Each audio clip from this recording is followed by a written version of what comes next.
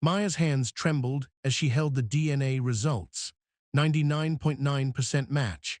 The billionaire dying on the 7th floor, the man whose office she'd cleaned for 3 years, was her father. The same man whose family had just tried to have her arrested for stealing. The fluorescent lights of Memorial General Hospital buzzed overhead as Maya Rodriguez pushed her cleaning cart down the empty corridor. 6 a.m. Her shift was finally ending. Every muscle in her body ached, 12 hours of mopping floors, emptying trash bins, scrubbing toilets that smelled of disinfectant and desperation. She was 28 years old and felt 50. Outside the main entrance, the morning air bit at her skin. November in the city meant frost on the windows and breath that clouded white. Maya pulled her thin jacket tighter. The fabric was worn at the elbows, but it was all she had. Spare change, miss. The homeless man sat against the brick wall, his cardboard sign faded and barely readable. Maya recognized him. He'd been there for weeks. She reached into her pocket and pulled out the granola bar she'd saved for her walk home. Her stomach growled in protest, but she handed it to him anyway. "It's not much," she said. His eyes lit up. "God bless you." Maya walked toward the bus stop, exhaustion pulling at her bones. No siblings, no aunts or uncles. No family at all since her mother passed away 2 years ago. Just Maya, alone in a city that didn't care if she lived or died. The memory hit her without warning. This same hospital. 2 years ago, her mother Elena in a bed on the 3rd floor, skin yellow with jaundice, body giving up. The bills had piled up faster than Maya could pay them. 3 jobs hadn't been enough. Elena had died owing the hospital $47,000. Maya was still paying it off, $50 at a time. She shook the memory away and checked her phone. Another shift started at 2 p.m. She'd have 6 hours to sleep. Maya Rodriguez, the voice cut through the morning quiet like a blade. Maya turned. Victoria Chen stood in the hospital entrance, her designer coat probably worth more than Maya earned in a year. Beside her, a younger man, 30s, expensive suit, cold eyes, Marcus Chen. Maya had seen them before, visiting the private wing. The family of Richard Chen, tech billionaire, dying of liver failure on the 7th floor. Mrs. Chen, Maya's pulse quickened. She'd cleaned Richard Chen's room just hours ago. Had she missed something, left something out of place? Victoria's face was stone. Security, now. 2 security guards appeared. Maya recognized them, Carlos and Jim. They looked uncomfortable. "Ma'am, what's happening?" Maya's voice cracked.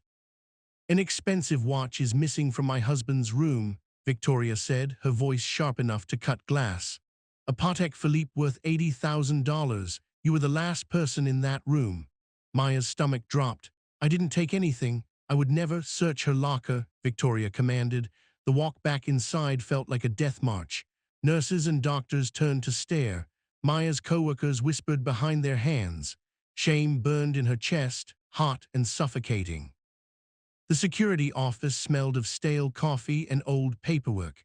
Carlos unlocked Maya's locker while Jim stood by the door. Victoria and Marcus watched with identical expressions of disgust. Carlos pulled out Maya's spare uniform, her lunch bag, her worn-out sneakers, and then, wrapped in a cloth at the bottom, a watch. Gold and silver, impossibly expensive, glinting under the harsh lights. "I've never seen that before." Maya's voice was barely a whisper. "I swear I didn't. People like you," Victoria said, stepping closer, "always try to steal from families like ours. You think you can take what doesn't belong to you. But you'll learn. Security, call the police." Maya's vision blurred. This couldn't be happening. She'd never stolen anything in her life. Someone had planted it, but who would believe her? "Wait." The voice came from the doorway. Dr. Sarah Park stood there, still in her scrubs from the night shift. At 45, she was one of the most respected oncologists at Memorial General. Her eyes were sharp behind her glasses. "Dr. Park," Victoria began, "this doesn't concern—" "I've worked with Maya Rodriguez for 3 years," Dr. Park interrupted, her voice calm but firm. "She's the most honest person here. She once found a patient's wallet with $600 cash and turned it in immediately." Victoria's jaw tightened. The watch was in her locker.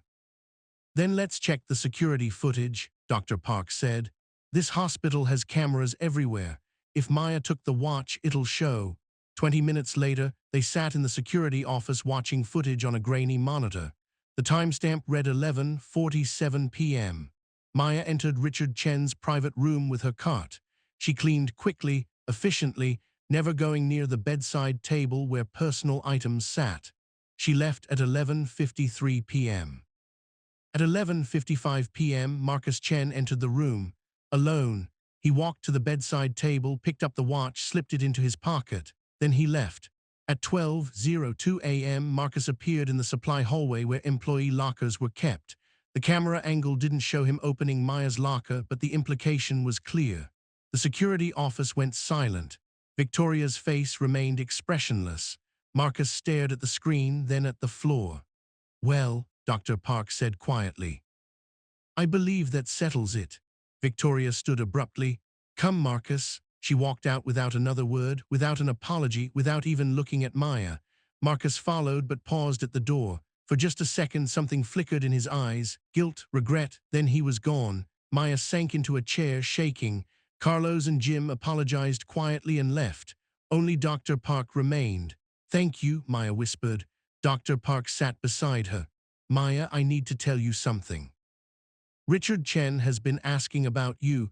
He keeps saying a name. Elena." Maya's head snapped up. "That's my mother's name." Dr. Park's expression shifted. "When's the last time you saw your father?" "Never. My mom never told me who he was." "I think," Dr. Park said slowly, "you should come with me. If you're already invested in Maya's story, make sure you're subscribed, because what happens next changes everything." Now, back to that morning. Maya followed Dr. Park through the hospital's corridors, her mind racing. Why would a dying billionaire be asking about her mother? Elena had never mentioned knowing anyone wealthy.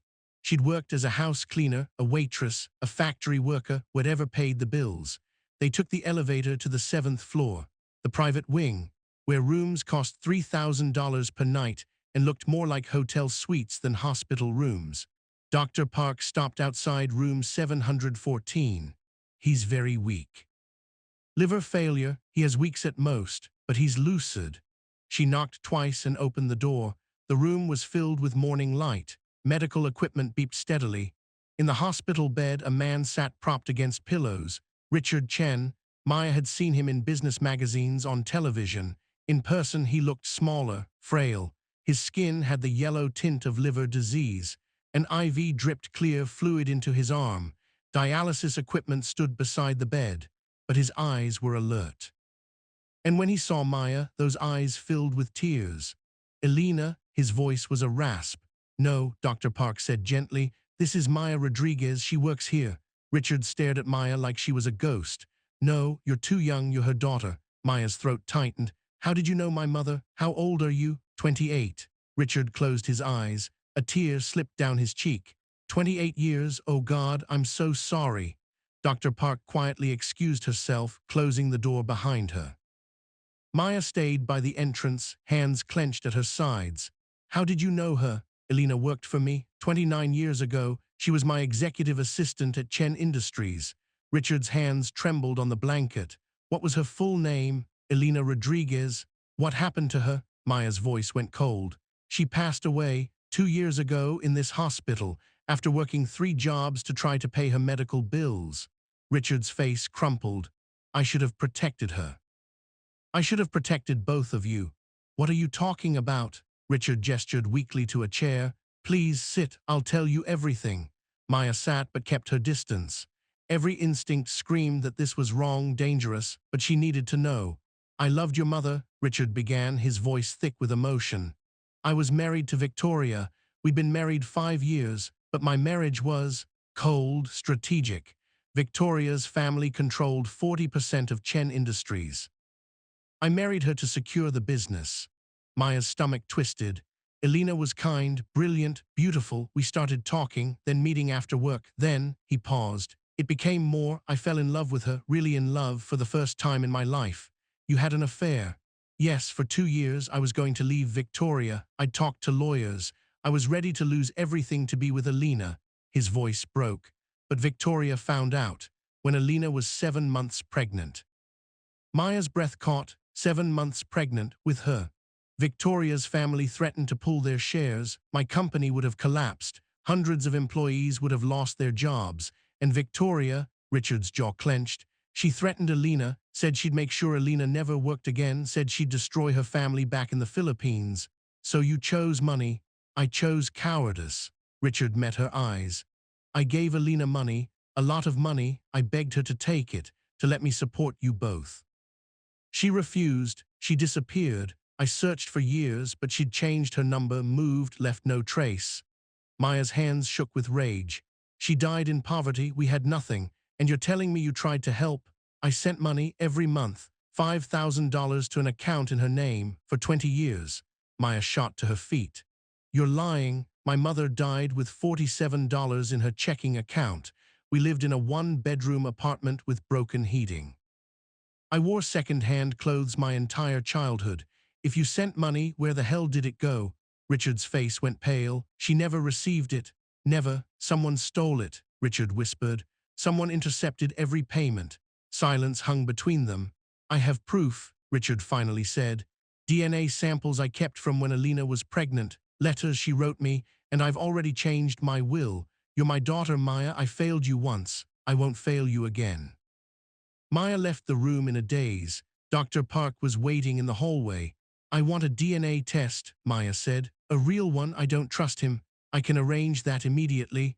The test was done in the hospital lab. Blood drawn from both Maya and Richard. Results would take 24 hours. Maya went home to her studio apartment. She couldn't sleep. Her mind kept circling back to her mother. Alina had worked herself to death. Had been so proud, so stubborn. Had never asked anyone for help. The memory came flooding back. Alina on her deathbed, skin like paper, eyes sunken. Mom, who was my father? Maya had asked, holding her mother's hand. Alina had smiled sadly. Some truths bring more pain than peace, Mija. Let him go. Did he hurt you? He made choices. We all make choices. Do you hate him? Alina had squeezed Maya's hand weakly. No, I loved him once. That's enough. Those were among her last words. 3 days later, she was gone. Maya curled up on her bed, tears soaking her pillow. If Richard was telling the truth, then her mother had died never knowing he'd tried to help, had died thinking he'd abandoned them completely, and someone had stolen over $1 million meant for them. Meanwhile, across the city in Memorial General's cafeteria, Victoria and Marcus sat at a corner table. He's going to tell her, Victoria said, her voice tight. We need to act fast. Marcus stared into his coffee. What if she really is his daughter? Then we make sure it doesn't matter. Victoria pulled out her phone, scrolling through something. The will is already changed. I saw it on his laptop when he was sleeping. He's splitting everything 50-50, you and her. Marcus's jaw clenched. $3.2 billion, cut in half. Chen Industries is your birthright, not some janitor's. If she's his daughter, we'll challenge paternity, claim he's not mentally competent. Liver failure causes hepatic encephalopathy. We'll get doctors to testify he was confused, manipulated. Victoria's eyes glittered. We'll discredit her, prove she's a fraud, a gold digger who took advantage of a dying man. Marcus looked up. And if that doesn't work, Victoria met his gaze, then we make sure she doesn't live long enough to claim her inheritance. The words hung in the air between them. You don't mean, I mean whatever is necessary. Victoria stood, smoothing her coat. I didn't spend 30 years building this empire to lose it to some cleaning woman. She walked away, pulling out her phone. Marcus watched her go, a sick feeling churning in his stomach. Victoria dialed as she exited the cafeteria. The line clicked. I need you to dig up everything on Maya Rodriguez, she said quietly. Everything. Employment history, criminal record, debts, relationships. There has to be something we can use. Call me back within 6 hours. She ended the call and smiled. 24 hours later, Dr. Park found Maya in the employee break room.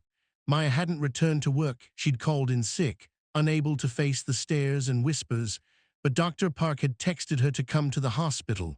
The results were ready. They met in Dr. Park's office. The door closed. Silence stretched between them. Dr. Park handed over the envelope. I read it already. I'm sorry, Maya. Maya's hands shook as she opened it. Her eyes scanned the medical jargon until she found the line that mattered. Probability of paternity, 99.9%, the paper slipped from her fingers. I had a father all along, she whispered, and he let us suffer. Dr. Park moved closer, putting a hand on Maya's shoulder. You don't know the whole story. I know enough. He chose his money over us, over my mother. Tears burned behind Maya's eyes, but she refused to let them fall. She'd cried enough. Dr. Park sat down across from her. Can I tell you something about my own father? Maya nodded numbly. When I was 16, my father left, just walked out one day, never called, never wrote. I hated him for years. Dr. Park's voice was soft. When I was 30, I found him. He was living in a shelter, drunk, broken. He told me he'd left because he'd lost his job, couldn't provide for us, was ashamed. He thought we'd be better off without him. Was he right? No. We were worse off. We struggled. My mother worked herself sick. Dr. Park met Maya's eyes, but he believed he was doing the right thing. People make terrible choices for complicated reasons. Maybe your father's reasons don't excuse what he did, but maybe understanding them can help you heal. Maya stood. I don't want his money. I want answers. Why was money more important than us? Then go ask him. Maya walked back to room 714. The door was closed. She knocked once and entered without waiting. Richard was awake, staring out the window. When he saw her, his expression shifted, hope mixed with fear. The test came back, Maya said, her voice hard. And you're my father. She said it like an accusation. Richard's eyes closed in relief. Thank God. Don't thank God. Maya moved closer, anger burning through her veins. You chose money. My mother died in debt in this same hospital. We had nothing. And you want me to believe you tried to help. I sent money. You keep saying that. Maya pulled out her phone, showed him a photo. Elena's final bank statement. Balance $47.23. This was her account when she died. Where's your money? Richard's hands shook as he reached for something on his bedside table, a tablet. He tapped the screen, pulled up files, bank records, transaction histories. Every month, $5,000 to an account in her name. He turned the screen toward Maya. She stared. There they were. Payments going back 20 years, millions of dollars, sent to E. Rodriguez Holdings, LLC. That's not her account. Richard's face went white. What? My mother banked at First National, personal checking. That's some kind of business account. Oh God. Richard scrolled frantically through the records. I set up the transfers 28 years ago. The account manager said Elena had opened it specifically for the payments. I never questioned it. Someone tricked you. Someone created a fake account and stole every cent. Maya felt dizzy. Who set it up? Richard's jaw clenched. Victoria handled the administrative side. She knew our accounting team. Silence. Someone stole from you, Richard said slowly. From her, from your mother, over $1 million. His voice dropped to a whisper. And I think I know who. Before Maya could respond, the door burst open. Victoria and Marcus entered, followed by a man in a suit. Hospital Administrator David Walsh. Mr. Rodriguez, Victoria said coldly to Maya, you need to leave. You're harassing a dying man for money. Her name is Rodriguez, Richard said, his voice weak but firm. And she's my daughter. Victoria's smile was ice. Richard, you're confused. The medications. I'm not confused. We did a DNA test. She's mine. The administrator shifted uncomfortably. The Chen family donated millions to Memorial General. He couldn't afford to offend them. Mr. Chen, Administrator Walsh began, perhaps we should. This is my daughter, Richard said louder, finding strength from somewhere deep inside. Maya Rodriguez, she has every right to be here. Victoria's composure cracked. You're going to throw away your legitimate son for some janitor. Marcus is your heir. He's worked for you his entire life, and you're giving half of everything to a stranger. I'm correcting a 28-year-old mistake. Marcus stood silently, his face unreadable. But something flickered in his eyes as he watched his father's conviction, something that might have been doubt.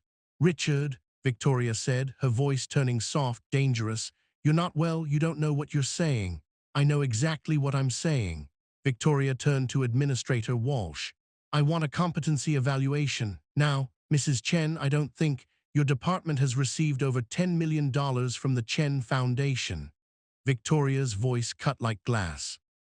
I'm sure you want that to continue. Walsh paled. I'll call Dr. Morrison. 20 minutes later, Dr. James Morrison arrived, neurologist, mid-50s, expensive suit. He examined Richard briefly, asked him basic questions, date, location, his name. Then Morrison turned to the administrator.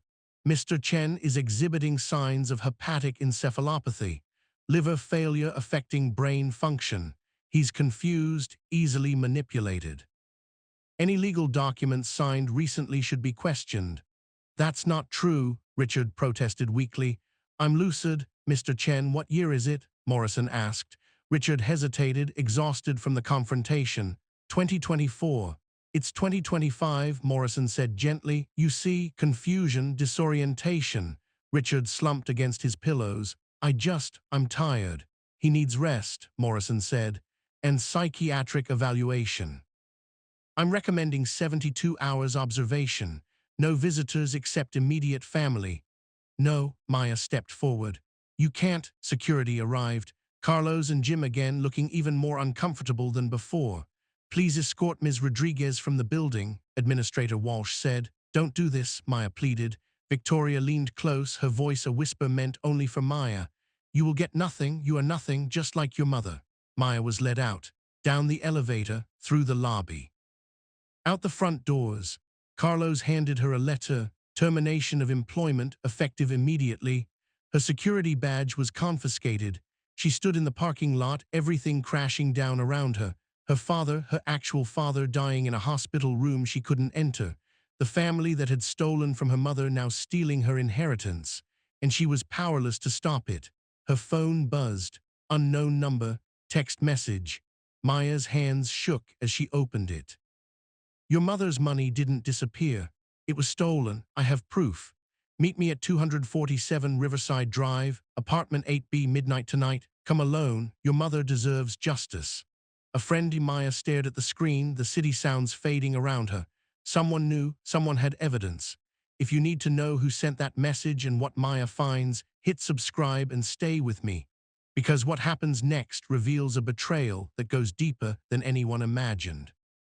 Maya stood outside the address at 11:58 p.m. 247 Riverside Drive was a rundown apartment building in the industrial district. Graffiti covered the brick walls. Broken glass crunched under her feet. Apartment 8B was on the third floor, upstairs that smelled of mildew and cigarette smoke. The door was slightly ajar, yellow light spilling into the dark hallway. She pushed it open slowly. Inside, a man in his 60s, salt and pepper beard, wire-rimmed glasses. He sat surrounded by filing boxes stacked floor to ceiling. Photographs covered every wall, some faded with age, others crisp and new. All of them showed the same woman. Elena, young Elena smiling, Elena pregnant, glowing, Elena older, tired, but still beautiful. The man looked up. His eyes widened behind his glasses. You look just like her, he whispered, just like Elena. Maya stepped inside, hand on her phone, ready to call for help if needed. Who are you? David Kim. He stood slowly, arthritis stiffening his movements. I worked with your mother 28 years ago at Chen Industries. The name hit Maya like a physical blow. You knew her. I was the financial manager. She was Richard Chen's executive assistant. David gestured to a chair. Please sit. I've been waiting years to talk to you. Maya remained standing. How did you find me? I've been keeping track ever since Elena passed away. His voice softened. I'm sorry. I should have reached out sooner. But I needed proof first. Evidence that would hold up. Evidence of what? David moved to one of the filing boxes, pulled out a thick folder. Of what Victoria Chen did to your mother and to you. He opened the folder on the small kitchen table. Inside, documents, photographs, printed emails, years of accumulated evidence. I worked directly under Richard, David began. I saw everything, the affair, the pregnancy. I watched your mother fall in love with a man who couldn't choose her. His jaw tightened, and I watched Victoria destroy her. Richard said Victoria made him choose. Victoria didn't just make him choose, she threatened Elena directly. David pulled out a photograph. Security camera footage, grainy but clear. Victoria and Elena in an empty office. Victoria's face twisted with rage. This was taken 28 years ago, the day Victoria found out Elena was pregnant. Maya stared at her mother's face. Young, terrified, 7 months pregnant with her. Victoria told Elena to disappear. Said if she didn't, Victoria would make sure Elena never worked again. not just in the city, anywhere. Victoria's family had connections, political power. David's voice dropped.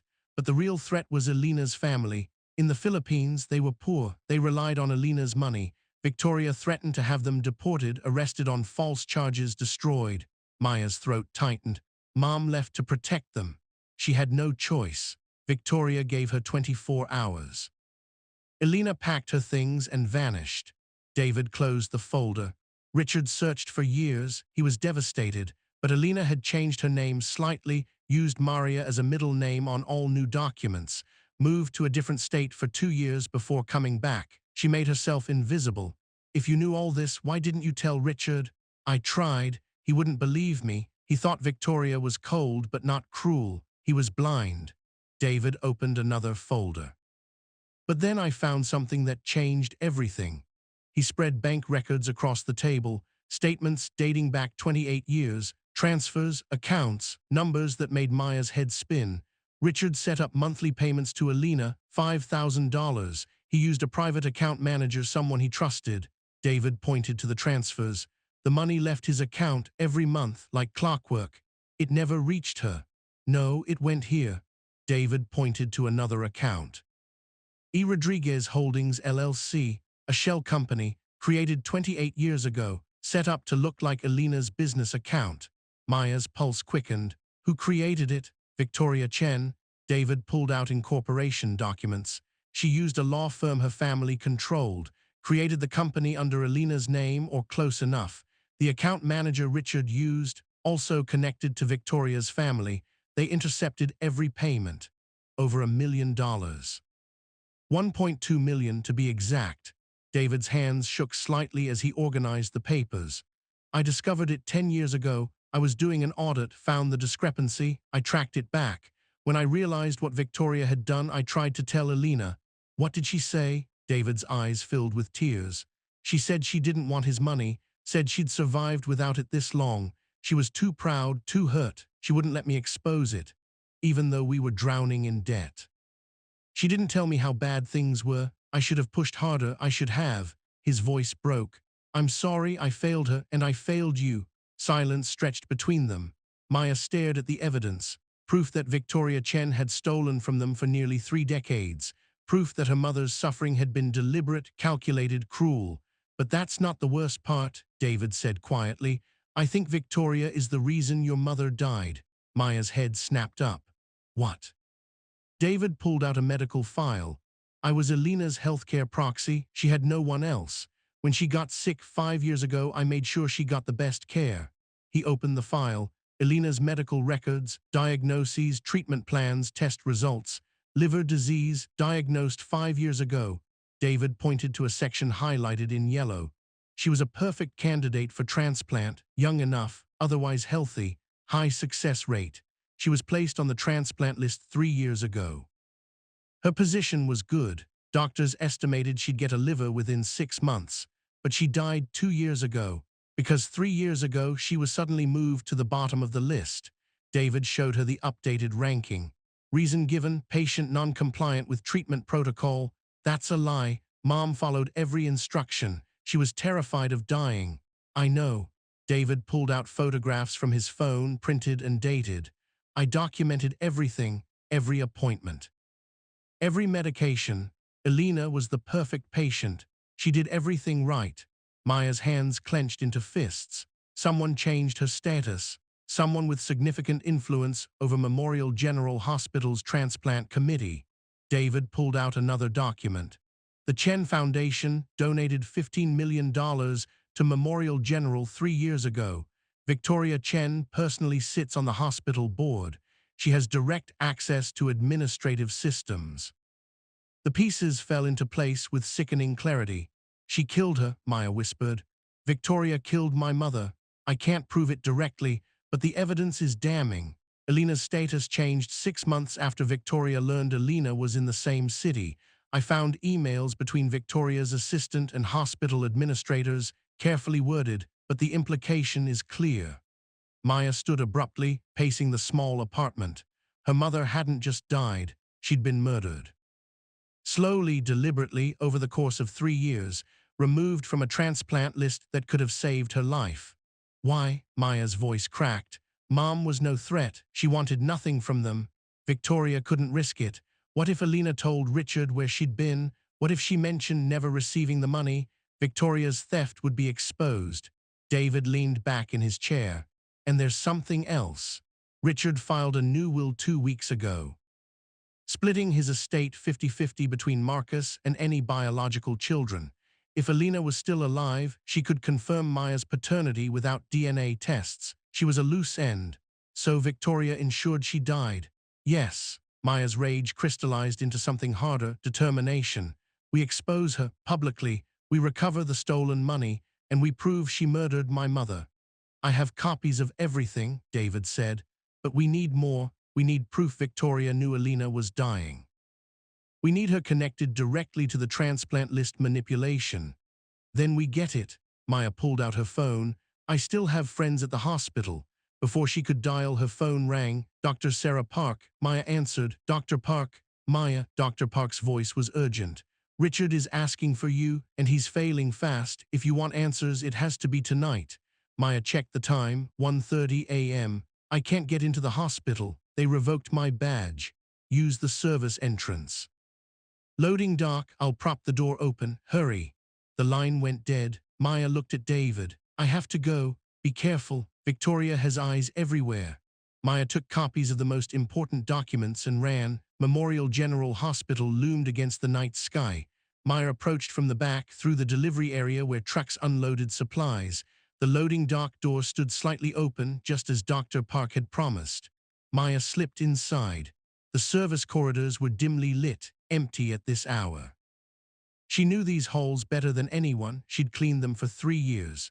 She took the freight elevator to the 7th floor. Room 714. The door was closed. Maya knocked once and entered. Richard lay in the bed, machines beeping around him. He was on life support now, oxygen mask, IV lines, monitors tracking every vital sign. He looked smaller than before, his skin waxy and yellow, but his eyes were open. And when he saw Maya, something like relief crossed his face. Maya. His voice was barely audible through the oxygen mask. She moved closer. I found out about the money, about what Victoria did. Richard's eyes closed. I know what Victoria did. I've always known. Maya froze. What? I discovered the theft 15 years ago. Richard's confession came in broken sentences, each word an effort. I was reviewing accounts, found the shell company, traced it back to her family's law firm. You knew for 15 years. I confronted her. Richard's jaw clenched. She threatened to destroy everything, take Marcus, ruin the company publicly. She had lawyers ready, evidence of affairs, business deals, things that would have buried me. Maya's stomach turned. So you paid her off. I gave her what she wanted, control, money, power. Tears slipped down Richard's cheeks. I told her to leave Alina alone, to let her live her life. Victoria promised she would. She lied. When Alina got sick, Victoria saw an opportunity. Alina could never tell you about me if she was dead. The theft could never be exposed. Richard's breathing labored. I paid for Alina's treatment privately. Victoria cancelled it. I put Alina on the transplant list using my connections. Victoria had her removed. You knew she was dying? Maya's voice rose. You could have saved her. I tried. Every time I moved, Victoria blocked me. She had more influence than I realized, more connections. Richard's monitor beeped faster. I let her die to protect my reputation. And now I'm dying the same way she did. Liver failure, it's poetic justice. Maya wanted to scream, to rage, but Richard was dying and rage wouldn't bring her mother back. Why tell me now? Because I can give you one thing, evidence. Richard's hand trembled as he pointed to the cardiac monitor beside his bed. Behind that machine, air vent, there's a flash drive. Maya moved to the machine, found the vent grate. It came off easily. Inside, wedged in the ductwork, a small flash drive. Everything is on there, Richard whispered. Audio recordings, emails, proof of the theft, proof of the transplant manipulation, video of my confession legally signed and witnessed. It's enough to destroy her. Maya clutched the flash drive. Why didn't you use it? Because I'm a coward. I chose comfort over justice. Richard met her eyes. But you're not a coward. You're Alina's daughter. You're stronger than both of us. What Maya discovered on that flash drive changed everything she thought she knew. I have to ask, did you see that coming? Drop your prediction in the comments about what Victoria will do next. Trust me, you'll want to see if you were right. Now here's what Maya found. Maya plugged the flash drive into the room's computer terminal. Files appeared, dozens of them. Audio recordings, Victoria's voice, cold and clear, calling hospital administrators by name, discussing donations and special considerations. Never explicitly saying, remove Elena Rodriguez from the transplant list, but the meaning was obvious. Emails, trails of correspondence between Victoria's assistant and hospital finance department. Payments made, favors granted, bank records, the shell company's complete financial history, every stolen payment documented, $1.2 million siphoned away while Elena died in poverty. Financial statements, proof that Victoria paid Dr. James Morrison $30,000 per month as a consultant. The same doctor who declared Richard mentally incompetent.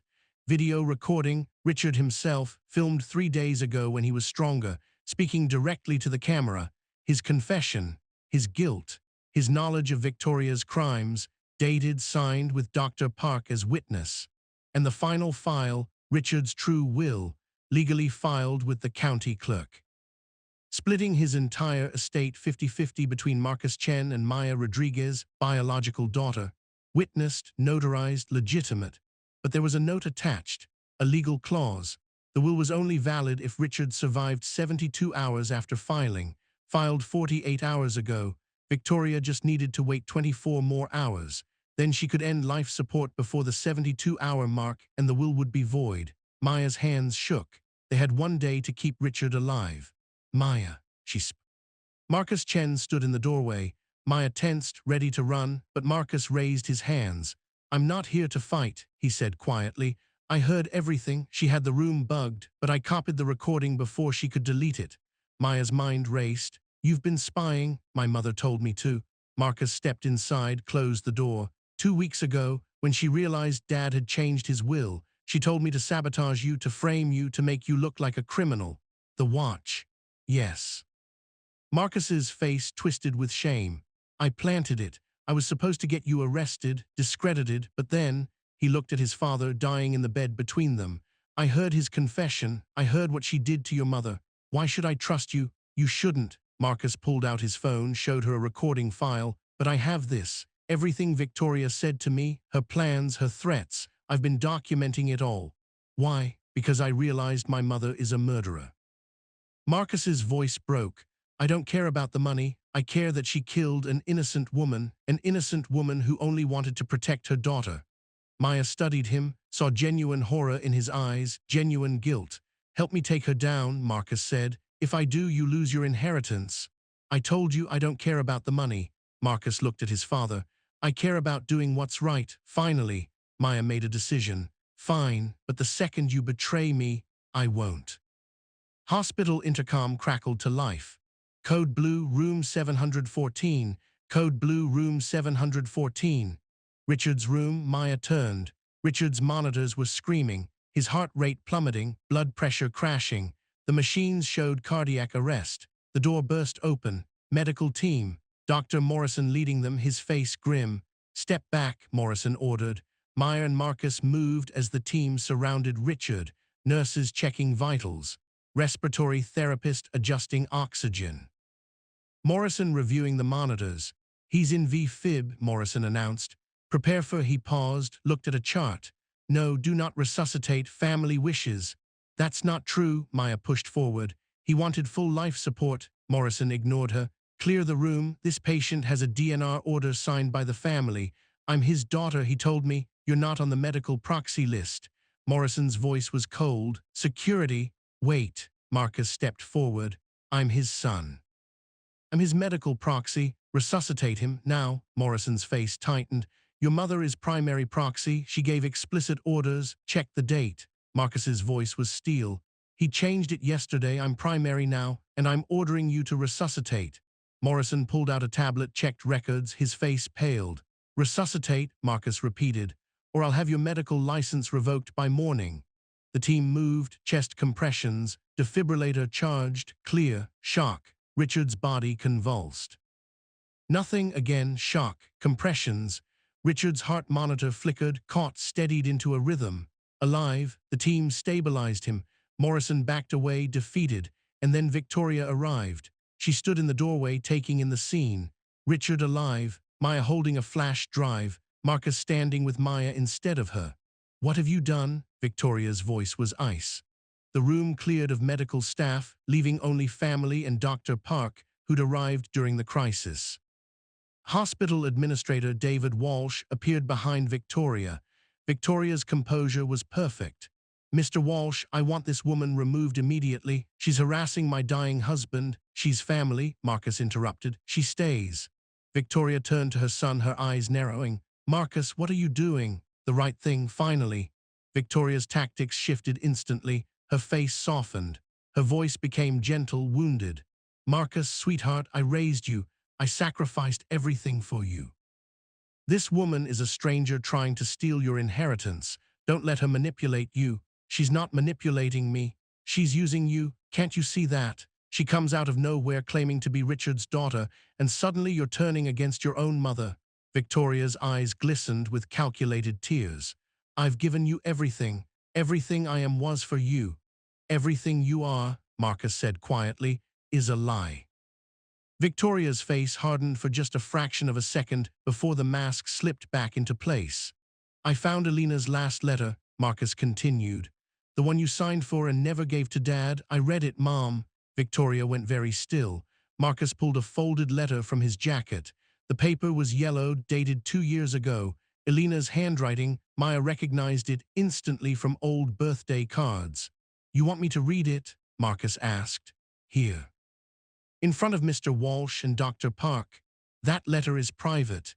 It was addressed to my father. You intercepted it. You kept it from him." Marcus unfolded the letter. "But I'm going to read it now, so everyone knows what you did." His voice was steady as he read aloud. "Dear Richard, I don't know if you'll ever receive this letter. I don't know if you'll even remember me after all these years. But I'm dying, and there are things I need to say. I forgave you a long time ago. The choice you made, the life you chose, I understand. You had responsibilities, a family, a company. I was asking you to give up everything. That wasn't fair of me. I want you to know that our daughter, Maya, is the greatest gift you ever gave me. She's 26 now. She's beautiful and kind and strong. She's studying to be a nurse. She takes care of me, even though I can barely afford my own medication. She's everything good that came from what we had. I never told her about you. I thought it would be easier for her to believe you were gone than to know you chose to stay away.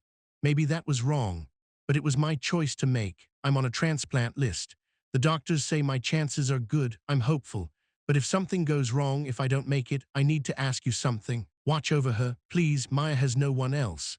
No siblings, no aunts or uncles, no family at all. When I'm gone, she'll be alone. I don't want her to suffer. I'm not asking for money. I'm asking for love. For protection, for the father she never had. And Richard, please don't let Victoria hurt her. She threatened me once 28 years ago. She told me terrible things would happen if I didn't disappear. I'm afraid. If she knows about Maya, I'm afraid she'll hurt her too. Please keep our daughter safe. That's all I ask." With love and forgiveness, Elena's silence filled the room. Victoria's face had gone pale. Mr. Walsh and Dr. Park stared at her. "That letter is fake," Victoria said, her voice tight. "This is a conspiracy. They're trying to frame me." "It's dated," Marcus said. "Postmarked, delivered to our home. You signed for it." He showed the envelope, Victoria's signature on the receipt. "I never saw it because you hid it." Marcus's voice cracked. "Mom killed her. Elena asked for protection and you made sure she died instead." "This is insane." Victoria turned to Mr. Walsh. "You can't believe this." "They're manipulating." Victoria moved fast. She lunged toward Maya, grabbed the flash drive from her hand. Maya tried to hold on, but Victoria twisted free. "Security!" Victoria shouted, running for the door. Marcus chased her. "Stop her!" But Victoria was already in the hallway, sprinting toward the elevators. Marcus ran after her. Maya started to follow, but Richard's monitors began screaming again. "Maya!" Dr. Park shouted. "He's crashing!" Maya froze. "Go after Victoria or stay with Richard." She stayed. Dr. Park and the medical team rushed back in. Richard's heart was failing again. pressure dropping, oxygen levels plummeting. "Come on," Dr. Park murmured, working frantically. "Come on, Richard, stay with us." Minutes that felt like hours, medical intervention, medications pushed through IV lines, ventilator settings adjusted. Finally, Richard stabilized. Barely. Dr. Park checked the monitors, her face grim. "He's in a coma," she said quietly, "induced to protect his brain function. He could wake up in hours or days or—" She didn't finish. Maya sank into a chair. The timer was still running. 12 more hours for the will to be valid. But Victoria had the flash drive, the only evidence. Her phone vibrated, text from Marcus. She got away, took her car from the parking garage. "But Maya, I know where she's going. Meet me at Chen Estate. I know what we need to do. But you need to see what's in the basement, what she's been hiding for 28 years. Maya read the message twice, stared at Richard unconscious and dying, looked at Dr. Park. "Go," Dr. Park said. "I'll watch him, I'll make sure nothing happens. But Maya, if there's more evidence, you need to get it now." Maya stood. Everything was falling apart. The evidence was gone. Victoria would destroy the flash drive. Richard might die within hours. And Alina would never have justice. But Marcus knew something. Something hidden in the Chen Estate's basement. Something Victoria had kept secret for 28 years. If you need to know what Victoria has been hiding in that basement, stay subscribed. Because what Marcus is about to show Maya will change absolutely everything. Chapter 3 is where everything burns. The Chen Estate rose before Maya like a monument to stolen dreams. Iron gates, manicured lawns, a mansion that sprawled across 3 acres, every window dark at 2 in the morning. Marcus met her at the gate, his face ashen in the security lights. "My mother doesn't know I have access to the basement," he said, holding up a tarnished brass key. "My father sealed it 30 years ago, but I found the key in his hospital safe." Maya followed him through the gate. Her heart pounded against her ribs. "What's down there?" she asked. Marcus's jaw clenched. "Everything, Maya, it proves everything.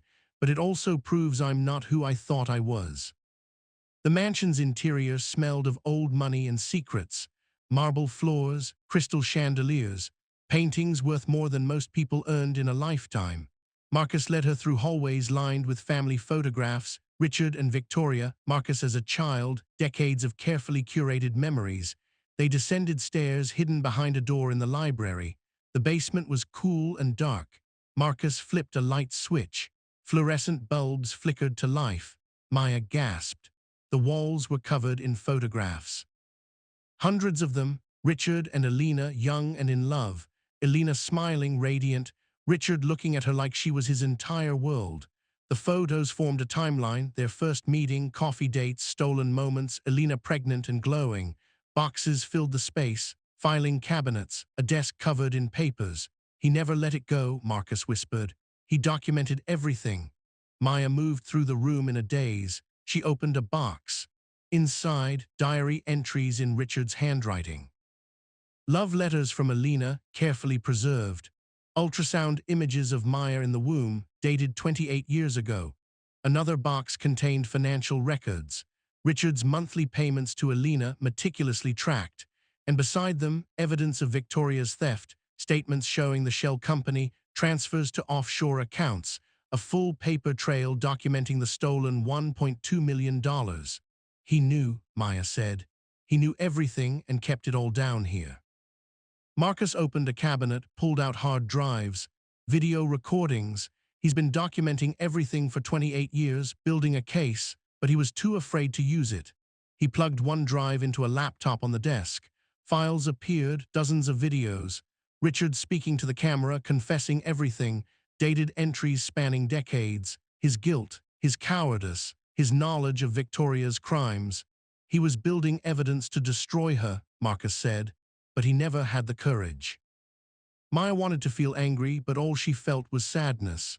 Richard had loved her mother, had mourned her, had documented everything, but had chosen safety over justice. Marcus opened another file cabinet, pulled out a document. His hands shook as he read it. "What is it?" Maya asked. Marcus's face went white. "A DNA test from 30 years ago."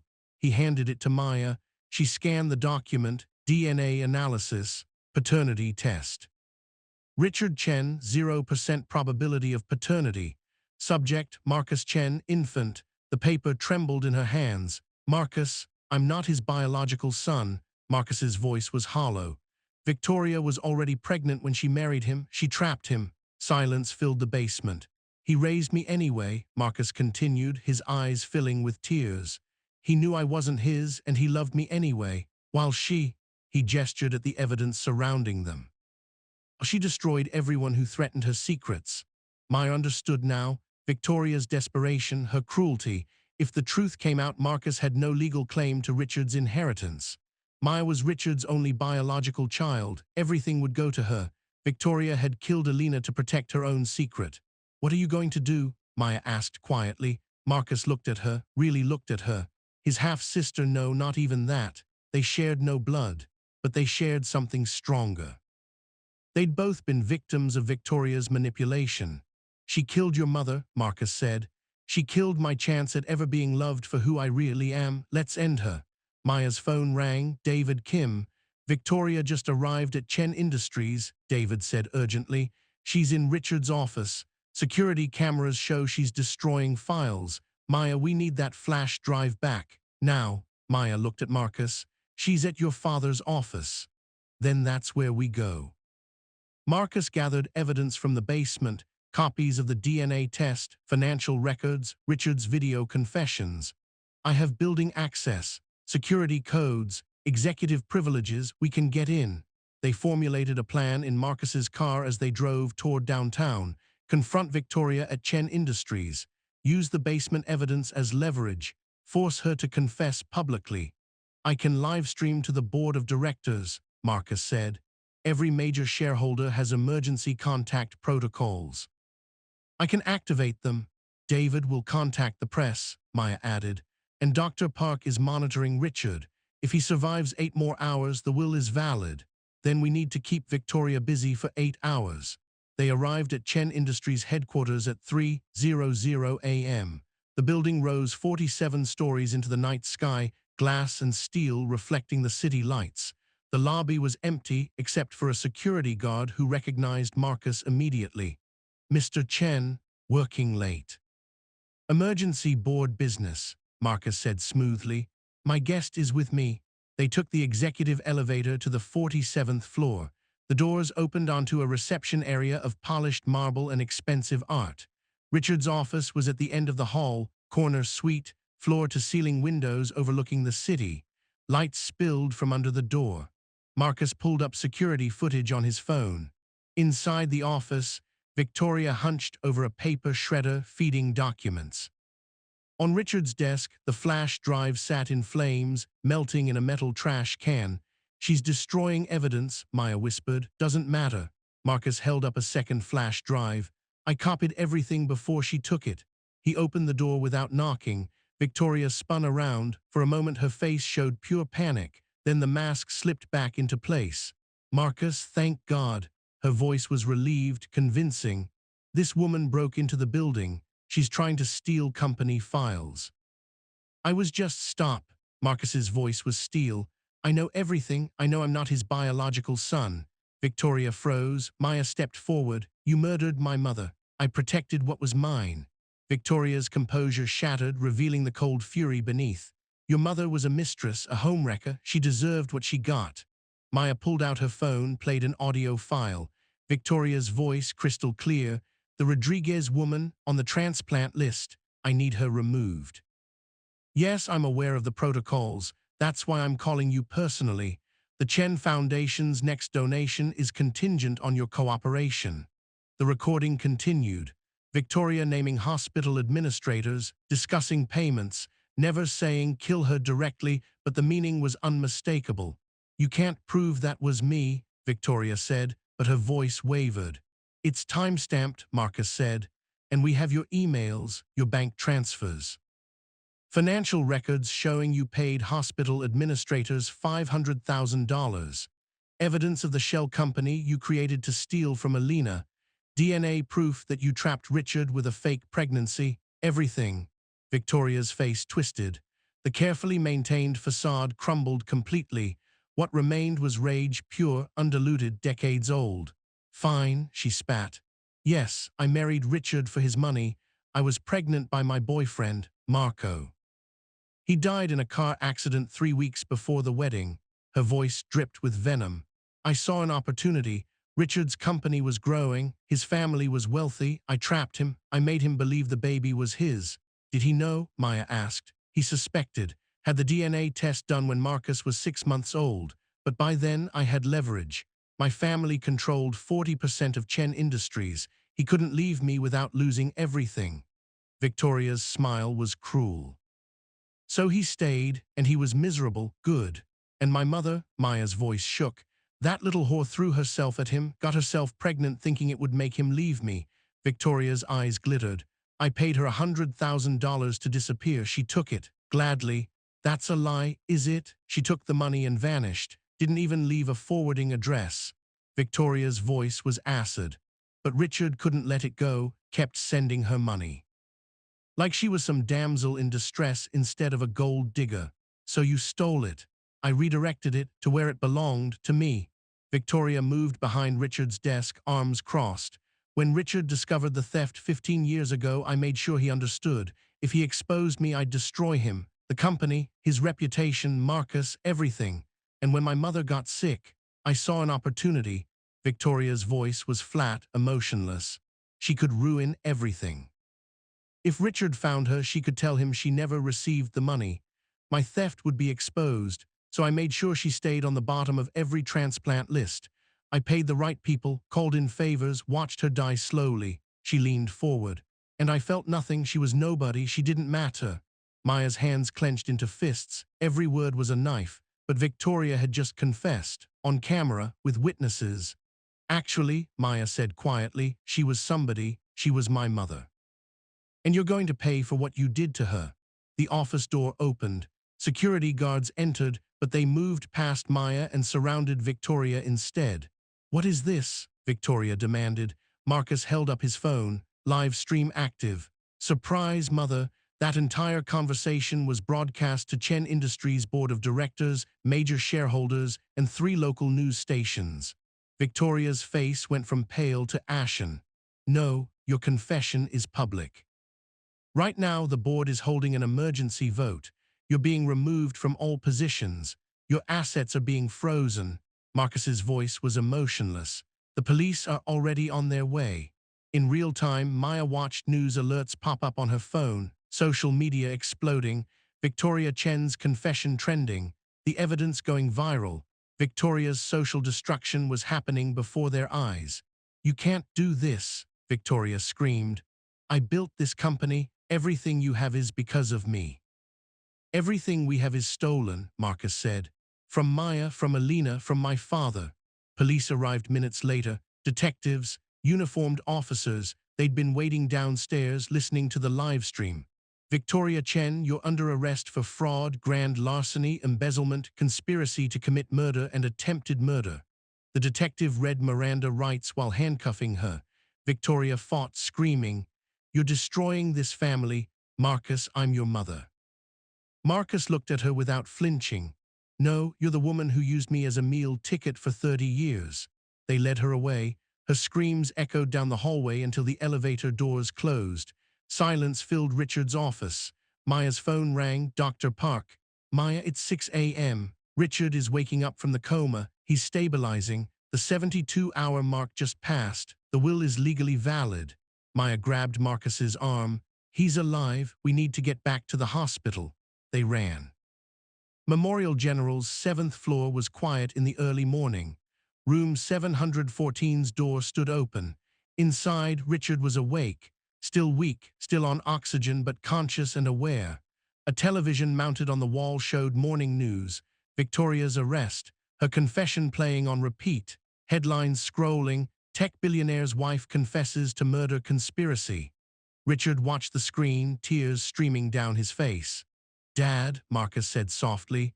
Richard turned. Saw Marcus and Maya together. His expression crumbled with relief and grief and something that might have been redemption. I always knew you weren't biologically mine, Richard said to Marcus. His voice was weak but clear. The DNA test confirmed it. But Marcus, you were my son in every way that mattered. I chose to love you, until she poisoned you against me, against yourself. Marcus moved to the bedside, crying, I'm sorry I let her turn me against you. I'm sorry I didn't see what she was. You chose right in the end, that's what counts. Richard squeezed Marcus's hand, then he looked at Maya.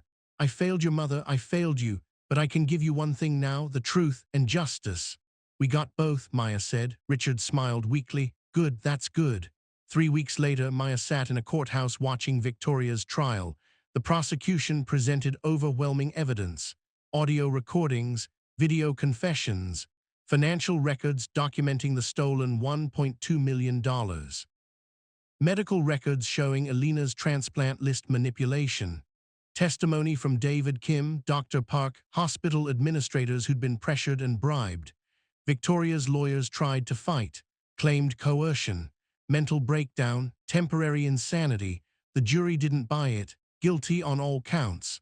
Grand larceny, fraud, conspiracy to commit murder, attempted murder for trying to stop Richard's life support. The judge sentenced her to 25 years to life. All of Victoria's personal assets were seized. Court ordered restitution, $1.2 million stolen from Alina, plus $2 million in damages. Maya watched Victoria being led away in handcuffs. Their eyes met across the courtroom. Victoria looked defeated, destroyed. Everything she'd built, everything she'd stolen, gone. Maya felt no satisfaction, only sadness that it had come to this. 2 weeks after the trial, Maya received a check, $3.2 million. Her first action, paid off all of Alina's remaining medical debts. The hospital balances, the collection agencies, every cent her mother had owed. Then she created a scholarship fund, the Alina Rodriguez Memorial Fund, for children of single mothers pursuing careers in healthcare, funded with $1 million. She kept enough to finish nursing school and cover living expenses. The rest she donated to organizations helping families with medical debt. 6 months passed. Richard underwent a successful liver transplant. A donor had been found just weeks after Victoria's arrest. Richard was recovering slowly but steadily. Maya graduated from nursing school, top of her class. She accepted a position at Memorial General as a registered nurse, same hospital where her mother had died. But now she could help people the way she'd wanted to help Alina. Richard and Maya met for coffee twice a week, building a relationship slowly, learning each other. Father and daughter making up for lost time. It was awkward sometimes. Richard didn't know how to be a father to an adult daughter. Maya didn't know how to have a father, but they tried. Marcus enrolled in therapy, working through decades of manipulation and lies, rebuilding his identity separate from Victoria's influence. He and Maya formed a tentative sibling bond, not through blood, but through choice. We're both only children learning to have a sibling for the first time, Marcus said one evening of it. Maya smiled. I never had a brother, this is strange. Good strange? Yeah, good strange. Dr. Sarah Park became Maya's mentor, guiding her through her first year as a nurse, offering advice, support, and friendship. David Kim became a regular visitor, a surrogate uncle figure, someone who'd loved Alina and now looked after her daughter. Maya found herself surrounded by family, not the family she'd been born into, but the family she'd chosen and who'd chosen her. Richard offered Maya an executive position at Chen Industries, vice president of philanthropic operations, 6-figure salary. Maya declined. I'm a nurse, she said gently. That's what my mom wanted me to be, that's what I want to be. Richard looked disappointed but understanding. I respect that. But Maya added, I'll join the board of directors, non-executive. I can help oversee the philanthropic ventures. Richard's face lit up. Really? Really? Maya's first initiative as board member, the Alina Rodriguez Healthcare Fund. Chen Industries would now cover all healthcare costs for employees and their families, medical insurance, dental, vision, mental health. No one who worked for Chen Industries would ever die from lack of medical care. The policy cost the company $20 million per year.